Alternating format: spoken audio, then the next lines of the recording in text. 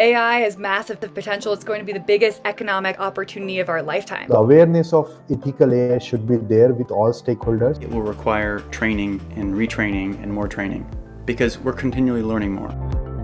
Artificial intelligence gains more traction every year. AI can sift through prospective hires, analyze global trends, and ultimately transform the way businesses make money. According to a recent study by PwC, AI could contribute $15.7 trillion to the global economy by 2030. AI is becoming the go-to technology for organizations across industries.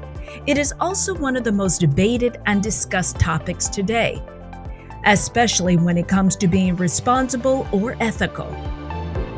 Responsible AI means being fair, being responsible, building systems that are explainable, interpretable, and systems that can produce results in a repeatable, consistent manner. Ethical AI is a very important concept, and it's exploded in the news, and it deals with the issue of bias. Before we dig into the AI aspects, we ought to look at bias itself. Biases are cognitive shortcuts that result in judgments that can lead to discriminatory practices. The definition is something around a tendency or inclination or maybe a prejudice towards or against something or someone. It could be in favor of certain personalities, it could be in favor of certain gender, or it could be in favor of certain region.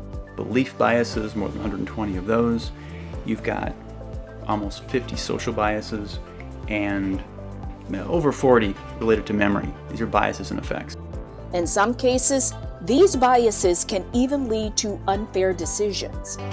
We live in a world with discrimination, inequity, and bias, and this can be reflected and baked into AI systems. The goal of AI ethics is to explain how and why technology makes certain, often difficult decisions. Why was one person not given a mortgage? What should autonomous vehicles do when they're faced with difficult choices, trade-offs, either the driver's health, a bystander's health, a pedestrian, possibly another vehicle. Professor Adair Morse, who looked at algorithmic scoring used in fintech lending, finds that minorities pay over $700 million more in interest annually on existing stocks of mortgage. Denial of loan can happen based on where that person is coming from. That can also introduce the bias in terms of giving mortgages or sanctioning loans and stuff like that.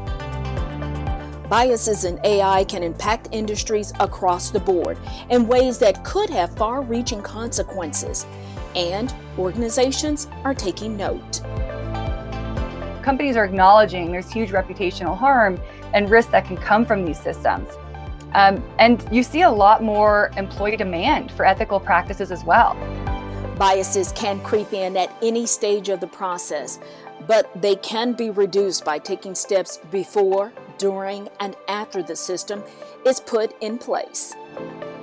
Bias can be present in the generation, the collection, and the labeling and management of data that algorithms learn from. It starts right upfront with the problem selection. You have to ensure the data that you are going to use to train your model is well represented. So there are techniques to look at the representation of data. Where possible, invest as much as you can, or at least invest in more data, in more logic, because the closer you get to logic and facts, the more that bias tends to recede. The quality of data and its explainability are the next steps, but a human must be at the center of every process. AI systems learn from data to make decisions and predictions. But there are a lot of human choices that go into how an AI system learns and what it learns from, as well as how it's operated and used. Always include a human in the loop. Even if the process is under control, there needs to be a human governance or oversight. You can have AI systems that will output a certain decision or prediction, but human-in-the-loop systems are really good practice. And in these, they're systems that complement rather than replace human judgment. Right at the selection of a problem, creation of data set, while creating the data set, collection of the data. Once you have trained model and put it into production, the results that are generated by the AI system are verified by humans so that the system is behaving as per the design principles that have been laid out and it is not biased towards a particular segment or a particular class of individuals. Stakeholders that are using different AI systems can be aware of where human assessments and deliberations are integrated, and that's a really important part of transparency as well. Business leaders play a critical role in this environment. In the Knowledge Institute research, firms that concentrate on AI governance outperform the rest of the firms by considerable margin. Businesses that get this right will get ahead, and businesses have the opportunity to tackle biases that can come up. They can also build in the right processes and steps from the get-go. But instead of retroactively employing them, building in these processes from the beginning can really be helpful and transformative for a business.